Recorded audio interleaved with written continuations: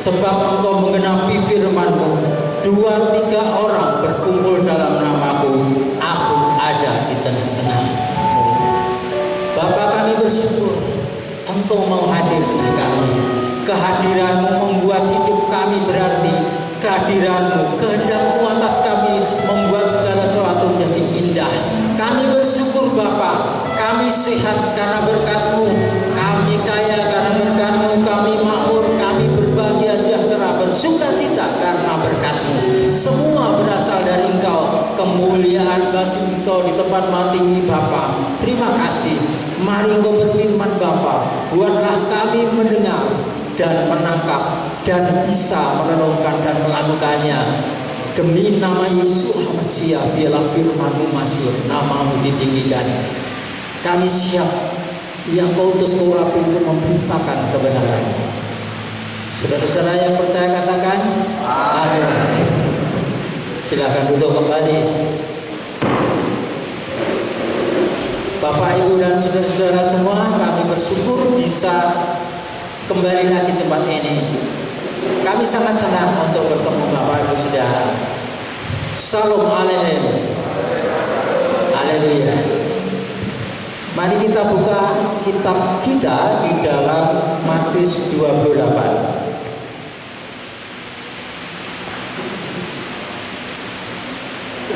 Saya akan bacakan ayat 19 dan 20.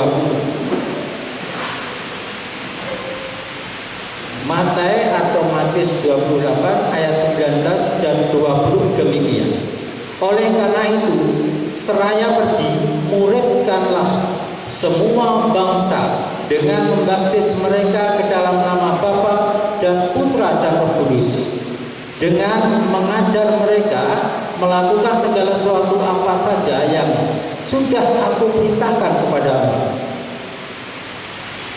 Dan lihatlah, aku ada bersamamu sepanjang masa sampai kesudahan zaman. Amin. Ini terkenal dengan perintah agung. Tetapi Bapa Yahweh Yeshua Mesias tidak pernah mengatakan ini perintah agung. Jumat Agung itu juga bukan dari kitab suci. Istilah-istilah itu dibuat oleh orang-orang Romawi.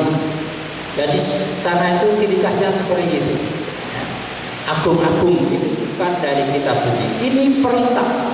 Jadi banyak perintah dari Tuhan Yesus untuk murid-muridnya. Dan salah satunya perintah ini. Ini perintah ini disampaikan sebelum Yesus naik ke Samayim. Ini disampaikan ketika dia berada dengan sekitar 500 orang dewasa muridnya yang hadir di Bukit Zaitun. Jadi ini pesan yang terakhir, dikatakan bahwa muridkanlah semua bangsa. Saya dulu berpikir muridkanlah semua bangsa itu semua orang. Tetapi setelah bertahun-tahun berjalan, Roh Kudus berbicara pada saya. Kamu kalau membaca kitab suci yang fokus. Kemudian saya fokus. Saya tanya Tuhan, mana yang fokus? Kemudian tunjukkan ayat ini. Tak cari yang salah yang mana. Akhirnya saya fokus ke bangsa. Muridkanlah semua bangsa dan bukan semua orang. Bangsa sama orang banyak mana? Banyak orang.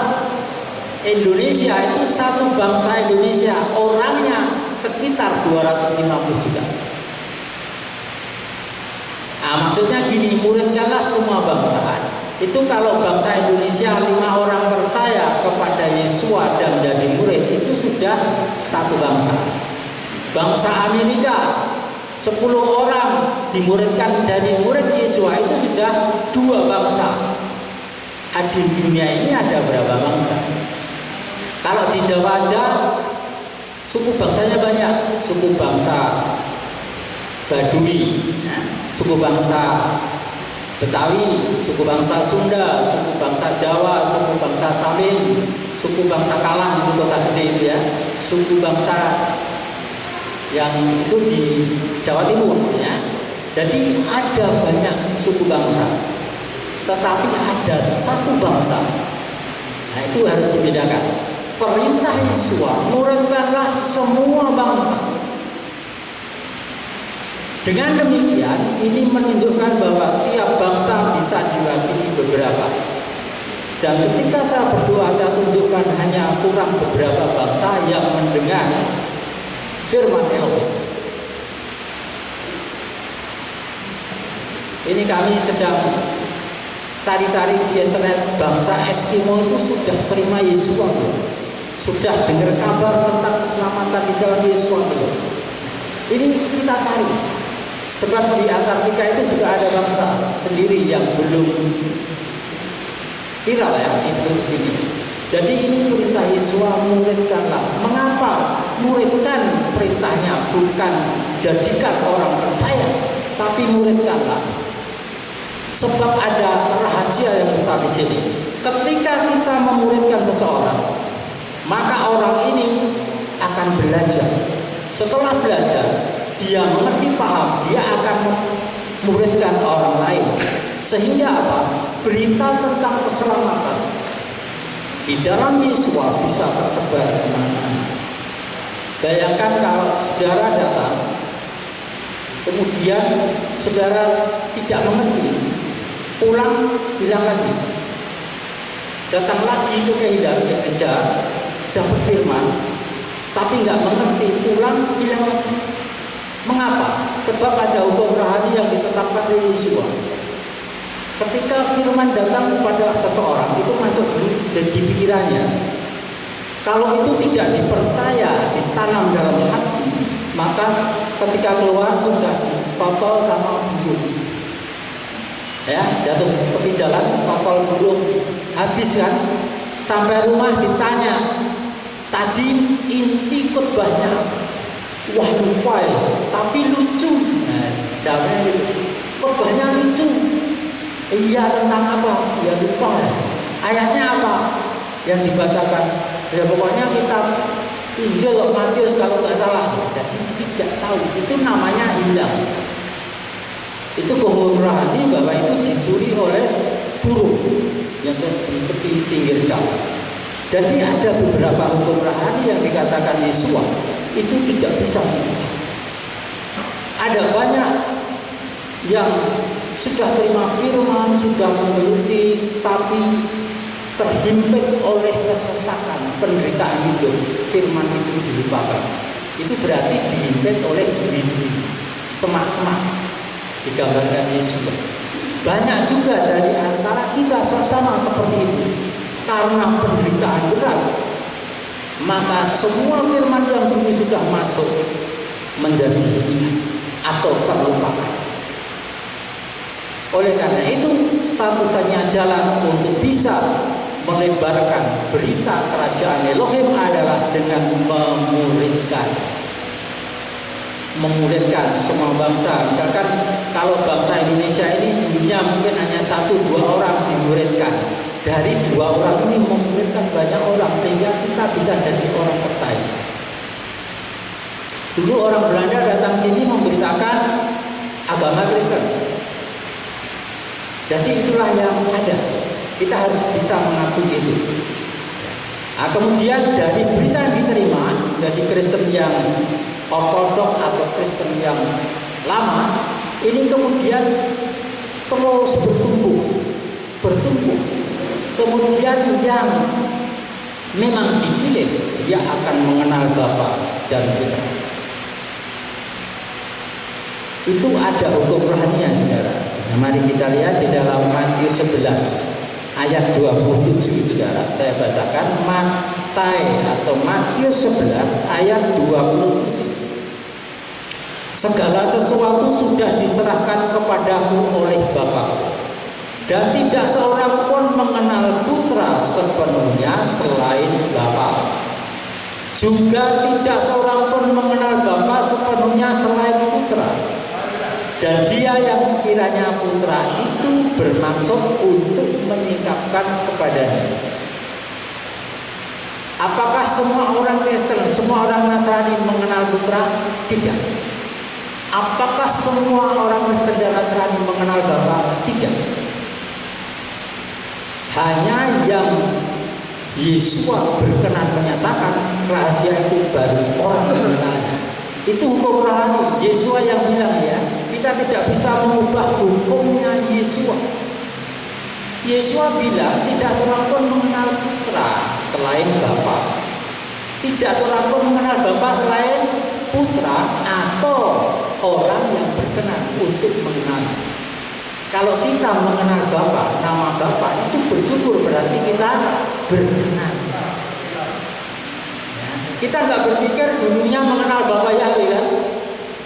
Tapi kita mengenal nama Tuhan Sang Pencipta, nama pribadinya. Dulu tidak mengenal. Ketika ditanya bingung siapa nama Tuhan yang menciptakan, ada yang menjawab Yesus dulu ya. Pada namanya siapa? Ada yang jawab Allah Bapa. Ada Pangeran Gusti yang Maha Kuwasa. Setelah dikejar terus, apakah itu nama diri? Nama diri kok beda-beda. Akhirnya ketemulah personelnya namanya Yahweh, Yahweh. Nah, ini adalah orang-orang yang berkenan. Jadi bersyukur. Sebab orang yang ke gereja ke kehilat belum tentu mengenal Sang Putra. Kalau mengenal betul Sang Putra, mereka kalau punya masalah tidak ke dukun, tidak okultisme, tidak tanya paranormal. Kalau kenal siapa Sang Putra, dia tidak takut menghadapi apapun. Sebab Sang Putra itu gembala, kita dombanya. Kalau ada Sang Gembala, domba itu akan dibawa ke tempat yang baik. Jadi kalau kita dibuat mengenal Yesua Mesias dan Bapa Yahweh, itu anugerah besar saudara. Itu berarti kita berkenan di hadapan Bapa. Mungkin kita tidak berkenan bagi para pendeta yang lain, para penginjil yang lain, orang-orang Kristen pada umumnya, tapi bagi Bapa kita berkenan. Haleluya. Sungguh luar biasa saudara-saudara. Ini adalah satu kasih karunia. Oleh sebab itu banggalah dengan Bapa. Banggalah beritakan nama Bapa. Kami di mana-mana menyerukan, banggalah dengan Bapa Yahweh. Karena dia bisa mengambil nyawamu saat ini juga, tapi bisa memperpanjang umurmu saat ini. Dia bisa mengambil pekerjaanmu saat ini juga, tapi dia juga bisa memperpanjang, bahkan menaikkan jabatan dalam pekerjaan. Dia dapat membuat penghasilanmu banyak, tapi sampai di rumah hanya separuh atau sepertiga dihembuskan oleh Bapa. Tapi Bapak bisa buat penghasilanmu apa yang ada dibawa sampai ke rumah, karena terberkati Bapak menjadi cukup, tidak kekurangan. Itulah keajaiban Bapa kita yang di surga. Oleh karena itu kalau kita sudah mengenal Bapa, saya serukan terus menerus, banggalah dengan Dia, Bapa kita.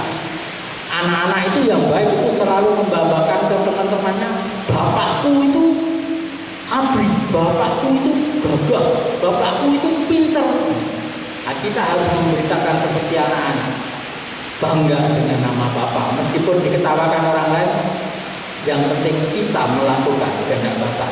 Sebab Bapa katakan muliakanlah Dia, muliakanlah. Jadi kita memuliakan nama Bapa itu indah, ya, luar biasa.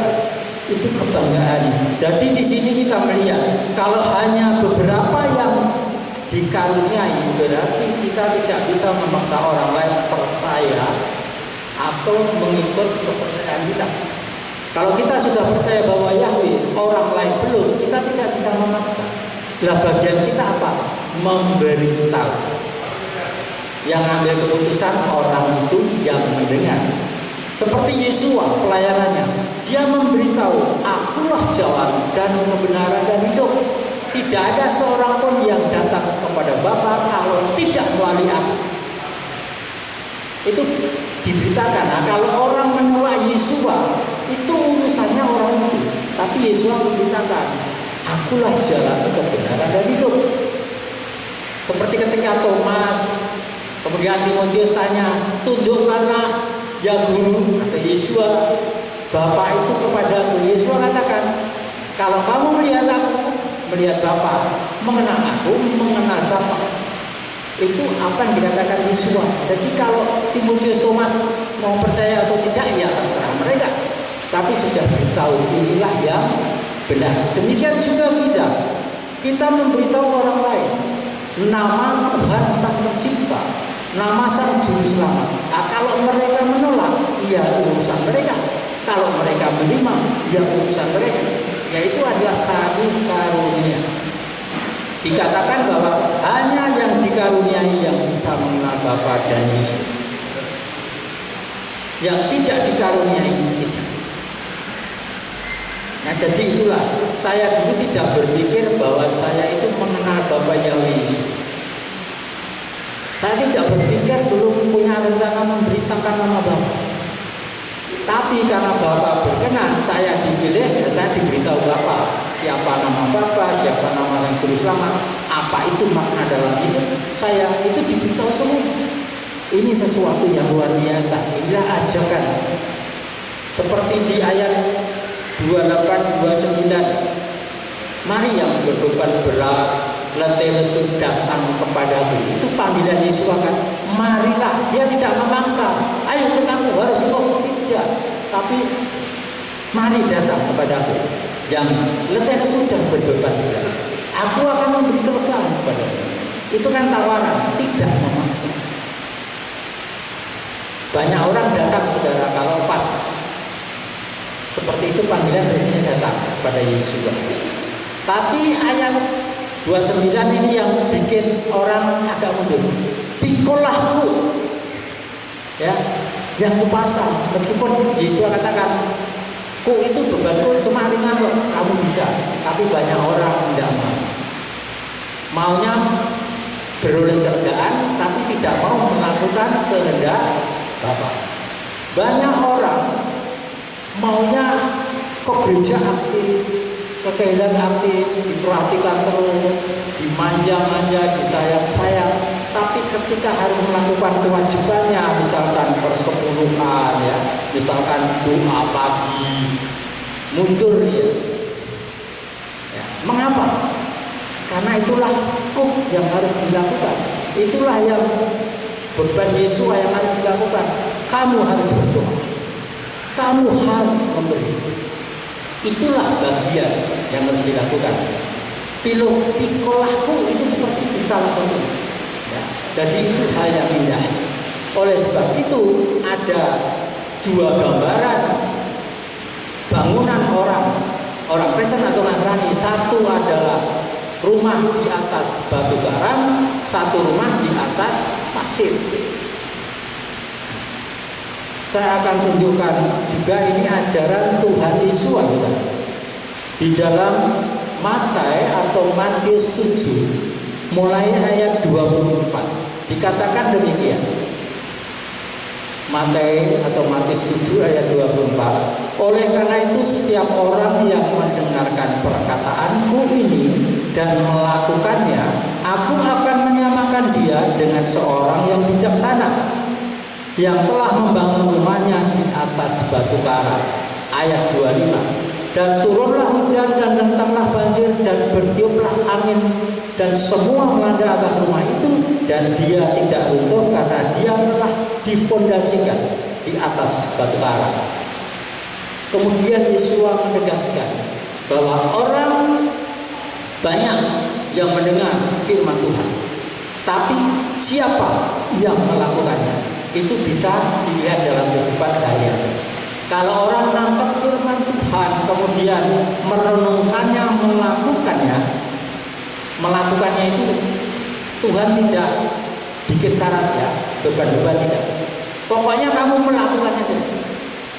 Itu seperti bangunan di atas batu karang. Ketika banjir topan datang, itu tidak masalah, tidak roboh. Karena apa?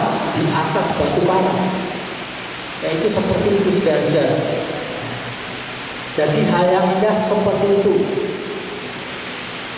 Tapi ada juga bangun rumah di atas pasir. pasir, Yesus katakan orang yang mendengar firman tapi tidak melakukannya atau melupakannya itu seperti bangunan di atas pasir, sehingga kalau datang banjir angin pasirnya hilang, rumahnya ambruk ya. Pasirnya kan kena air, pondasinya hilang, rumahnya roboh. Dan itu adalah hukum rohani yang dinyatakan Yesus Al-Masih. Jadi Yesus tahu banyak orang akan percaya kepada Yesus, tapi hanya yang melakukan kehendak Bapa yang di surga yang masuk kerajaan surga.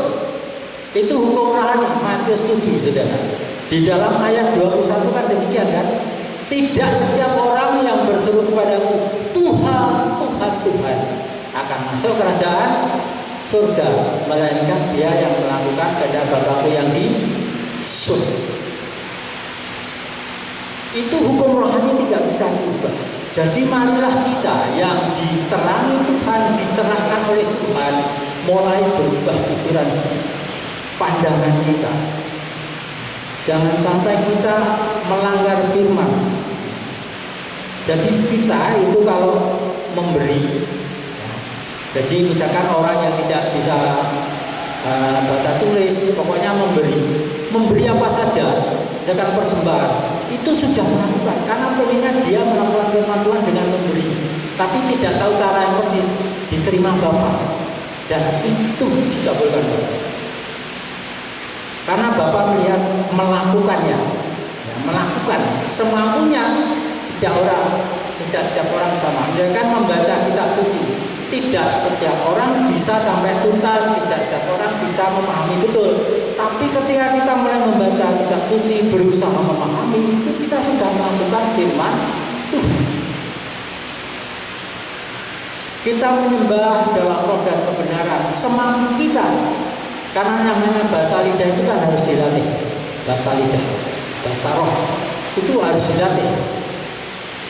Ketika kita diberi Roh Kudus berbahasa lidah, roh itu semampunya. Yang penting kita menyembah Bapa dalam roh dan kebenaran. Tapi Bapa kan tidak buat aturan, ya. Bahasa rohnya harus begini tidak. Tapi menyembah Bapa dalam roh dan kebenaran. Kalau kita sudah berusaha menyembah, bangun pagi ya, bangun pagi. Ya, kalau kami sudah biasa jam 3 bangun pagi, kemudian cuci muka, berdoa, menyembah dulu. Menyembah dalam roh dan kebenaran. Itu enak, jadi seger, saudara. Tadinya mau mulai jual itu mantuk gitu ya. Tapi ketika mulai masuk penyembahan, mulai 3 menit itu sudah seger. 5 menit, 10 menit itu sudah seger. Yang menyembah Bapa. Setelah menyembah, memuji, ya kita baru butuh apa? Butuh pengertian, butuh hikmat, butuh tuntunan, butuh uang, bilang aja. Misalkan hari ini butuh uang 300.000, belum ada, doa. Bapak, kami hari ini butuh uang 300.000 untuk bayar listriknya. Mintalah. Tak, kalau percaya saudara, pasti digenapi. Tiba-tiba mungkin saudara mikir-mikir, nggak usah mikir utang dulu ya, tapi percaya dulu ya, Bapak pasti menyediakan. Saudara mungkin sedang ke pasar itu, ke warung sebelah, di tengah jalan ketemu temennya yang dulu tidak ketemu, kemudian kita diseseliwang, tidak diambil, kok pas 300. Nah kalau pas 300 kita harus ingat, tadi minta untuk bayar listrik, jangan untuk belanja yang lain. Tetap bayar listrik, berarti kan digenapi kan? Ya itu salah satu contohnya. Sebab Yesus sendiri punya hukum rohani. Di Markus 11 ya, ayat 23 dan 24. Di dalam 24 itu katakan, apapun yang kamu minta di dalam doa, percayalah bahwa kamu menerimanya, maka itu terjadi padamu. Ya, jadi minta itu langsung percaya, terjadi padamu. Kita nggak usah ngatur Tuhan harus begini memberinya, percaya aja. Dan Tuhan Yesus sendiri mengatakan, barang siapa meminta akan menerima. Betul? Kalau Yesus katakan barang siapa meminta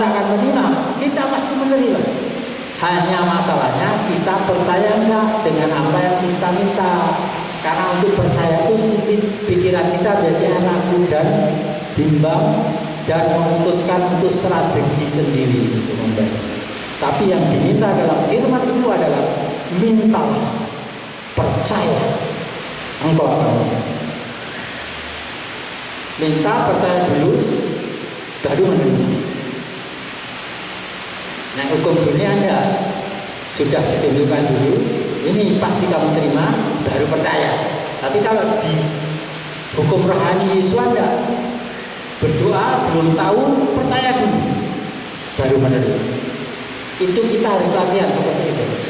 Doa seperti itu harus latihan terus, ya nanti bisa. Jadi inilah yang dimaui oleh Tuhan atas kita.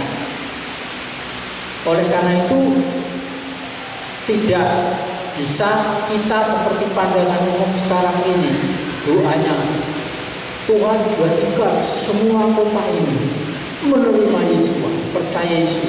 Jadikan semua orang menerima Yesus, percaya Yesus. Itu doa yang bertentangan dengan apa yang dinyatakan hukum Tuhan. Hukum Tuhan di dalam Matius 7 atau Matius 7 ayat 12, ayat 13, ayat 14 itu dikatakan ada dua jalan. Jalan lebar itu penggembiranya banyak, peminatnya banyak, tapi ujungnya menuju kebinasaan, kematian. Tapi pengikutnya banyak sudah. Sedangkan jalan satunya yang ditunjukkan Yesus adalah jalan itu sempit, pengikutnya sedikit dan banyak kesulitan untuk melaluinya, tapi ujungnya hidup. Jadi ada dua jalan, saudara, di dalam Matius 7 ayat 13 dan 14. Kalau Tuhan sudah berkata ada dua jalan, berarti di dunia ini juga ada dua jalan, dua agama, dua kepercayaan. Yang satu itu kepercayaan yang sempit jalannya, yang pengikutnya sedikit tapi banyak kesulitan dalam perjalanannya. Itu masuk hidup kekal. Tapi ada kepercayaan di dunia ini yang pengikutnya banyak, jalannya banyak, tapi menuju kebinasaan. Itu mulus jalannya. Semua dibolehkan.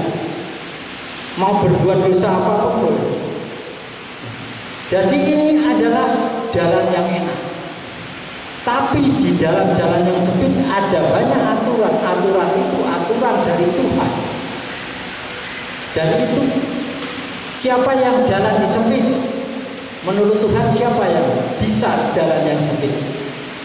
Di dalam Matius 11 tadi ayat 27, yang dikaruniai untuk mengenal Bapa dan Putra. Jadi ada hubungannya. Ajaran Yesus itu ada hubungannya, saudara. Jadi di Matius 7, Matius tadi 11, Matius 28 itu ada hubungannya semua, terkait juga. Tadi ada rumah di atas batu, rumah di atas pasir. Nah, kebanyakan rumah di atas pasir.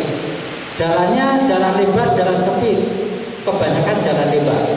Nah, jadi kalau orang-orang ya, mempelai Mesias atau yang punya hamba Tuhan, pikirannya fokusnya adalah jumlahnya banyak, anggotanya, itu juga tidak berkenan.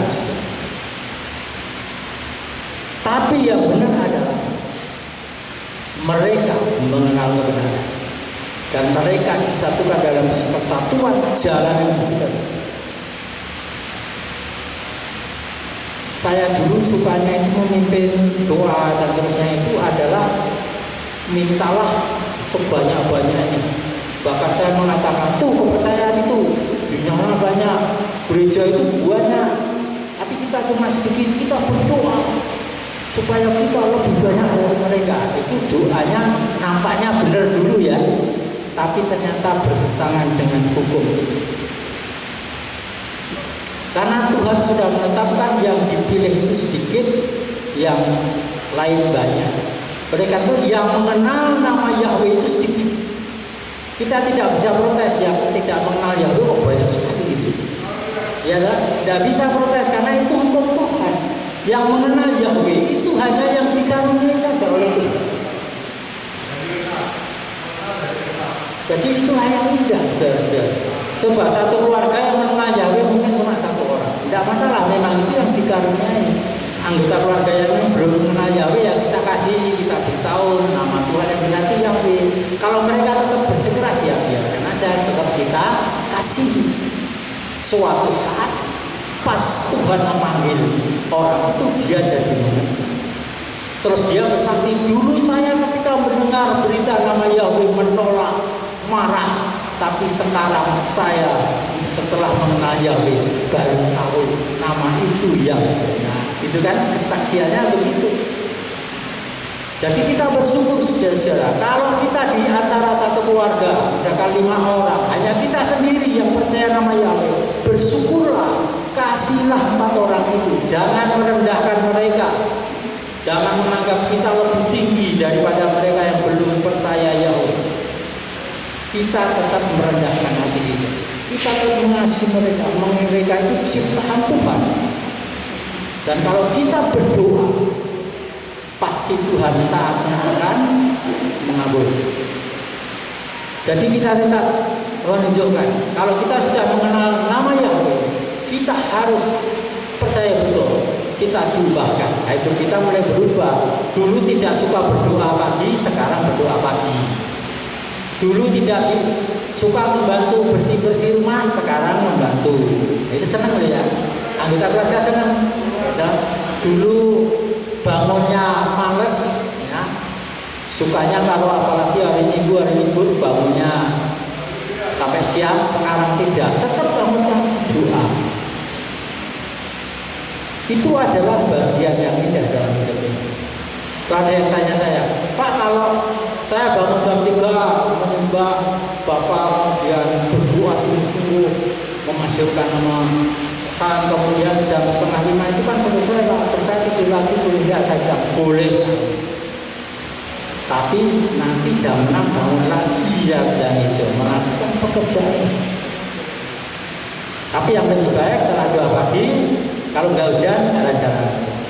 Itu sehat roh, sehat jiwanya, sehat fisiknya ya. Jadi kalau usianya sudah 50 tahun ke atas, saya ingatkan untuk fokus ke tubuh ya. Makanannya diatur, gulanya dikurangi, asinnya dikurangi. Kalau asin kan tensinya tinggi ya. Kalau banyak gula mendorong diabetes, tapi jangan takut sakit. Kemudian kita mulai olahraga ringan, yaitu jalan-jalan pagi. Mengapa pagi? Karena udaranya masih bersih. Kita lihat jalan-jalan. Yang penting jalan. Saya melihat banyak orang setelah umur 50 tahun itu banyak yang lumpuh, yang stroke. Itu karena tidak terkondisi, makannya, minumnya seenaknya seperti umur 30 tahun. Kemudian memelihara tubuhnya tidak terpelihara, kemudian minum vitamin ya, kemudian minuman-minuman yang mulai membakar tubuhnya untuk bisa punya energi, itu penting. Dan jelas kalau sudah umur 50 ke atas diperbanyak makan sayur dan buah, itu bagus ya, buah itu bagus apalagi pisang. Jadi kita mesti menjaga, mengubah. Kalau kita lakukan seperti itu, maka orang lain akan melihat kita. Oh, dia ada perubahan, dia segar. Nah, itu karena apa? Karena tahu perubahan setelah memanggil nama Yahweh. Dan kita memenuhi hukum Tuhan. Jadilah terang dunia. Itu kepada muridnya ya. Yesus katakan, kamulah terang dunia. Jadi kita ini jangan melupakan status kita. Kita adalah terang dunia. Oleh sebab itu dengan hal ini marilah kita mulai mengubah pola pikir kita dengan yang sesuai dengan firman Tuhan. Marilah kita mulai memuridkan anak-anak kita. Yang pertama, anak kita yang masih balita diajari nama Bapa, menyembah dalam roh dan kebenaran, mengenal siapa Yesua, bagaimana Yesua dalam praktek hidup. Mulai orang tua mengajari itu berarti memuridkan. Istri yang sudah tahu dulu firman Tuhan, suaminya belum, istri nggak apa, memuridkan suami. Kalau suaminya lebih rohani, lebih memahami dulu, memuridkan istrinya. Akhirnya apa? Istrinya memuridkan ibu yang lain, bapaknya memuridkan bapak yang lain. Akhirnya semua menjadi murid Yesus. Murid itu adalah mau belajar firman Tuhan, mau belajar hidup melakukan firman Tuhan. Saya tegaskan bahwa untuk melakukan firman Tuhan tidak bisa langsung dengar lakukan, harus berulang-ulang bertahun-tahun baru bisa melakukan firman Tuhan. Karena itu yang disebut murid itu terus belajar. Belajar apa? Bukan hanya belajar memahami arti-arti dari aslinya dulu ya, bahasa Ibrani-nya apa, Yunani-nya apa, bukan itu saja, tapi memahami, mengerti firman itu yang dimaksud untuk hidup kita. Kita belajar melakukan dalam hidup, itulah namanya murid. Murid itu belajar melakukan apa yang dipelajari. Yang dipelajari apa? Kitab suci, firman Tuhan. Itu dicobakan. Untuk doa pagi harus belajar kan? Belajar sampai bisa. Doa syafaat, mendoakan orang lain, bangsa dan negara itu juga harus belajar. Kita mendoakan pemerintah orang lain tidak hanya asal bunyi juga, tapi harus ada beban. Seperti Yesua itu ketika di Bukit Zaitun, saudara-saudara, di Taman Getsemani, di lembahnya, ketika dia berdoa 1 jam itu sampai menceturkan keringatnya seperti darah. Karena apa, saudara? Karena dia punya beban doa. Jadi kalau saudara berdoa syafaat harus punya beban. Dan doakan para pemimpin negeri ini dan pengambil keputusan di negeri ini. Apa yang saudara lakukan? Saudara berdoa mengambil beban mereka. Dengan demikian saudara mendoakan para pemimpin itu bebannya saudara ada, sehingga saudara doanya bisa sungguh-sungguh, bisa 1 jam, bisa berkeringat karena ada beban. Tapi kebanyakan sekarang ini kalau doa syafaat asal bunyi, saudara. Doakan para pemimpin negeri ini, ya. Terus keluar lupa. Jadi tidak ada beban. Kita doakan orang lain, misalkan hamba Elohim, Bapak Abiyanur di sini. Kita doanya seperti apa di bebani Pak Abiyanur ini. Kita membebani sehingga apa? Kita mendoakan 1 orang aja bisa 1/2 jam aja. Kalau ada beban ya, tapi kalau tidak 5 menit kita sudah bisa mendoakan pemerintah seluruh dunia, orang-orang di sekitar kita. Karena apa? Asbun doanya. Tapi kalau kita doa punya beban dan visi doa, maka kita akan fokus. Saya belajar mendoakan 1 orang itu lama sudah, sampai pewahyuan turun dari Roh Kudus ke saya. Ya itu penting juga. Jadi dengan demikian seperti Yesua harus menanggung dosa banyak orang. Itu dia berdoa 1 jam sampai berkeringat. Karena apa? Dia menanggung beban. Dalam doa itu sudah menanggung beban dan dia sudah punya pandangan ke depan. Nanti saya disiksa, dihina karena sudah dinubuatkan. Itu berat sudah. Karena itu doanya sampai 3 kali. Dan Yesua yang ketiga katakan, jadilah kehendakmu ya Bapa. Akhirnya dikabulkan. Jadi itulah saudara-saudara, mari kita mulai rendah hati, menangkap firman Tuhan, belajar melakukan, dan kita berpandangan seperti pandangan kitab suci, bukan pandangan banyak orang. Marilah kita belajar dan kita terus maju dan semakin maju, karena tuntutan Yesus adalah kita bertumbuh dan berkembang. Mari kita dengan hati yang tulus melakukan semuanya ini. Amin. Mari kita berdoa, saudara. Bapa, kami bersyukur firman-Mu bagian roti dari surga menjadi makanan yang segar, yang bisa menembuhkan, mengembangkan, yang bisa membuat sehat segar dan kuat. Firman-Mu adalah roh dan hidup. Mari ya Bapa, Engkau berkati urapan-Mu turun atas jemaat ini. Urapan-Mu yang membuat mereka bisa menangkap firman-Mu, bisa merenungkannya, dan bisa melakukan dalam hidup. Terima kasih Bapak. Kami melepas berkat-Mu dalam nama Yesus Masia, kekuatan, hikmat untuk mereka melakukan firman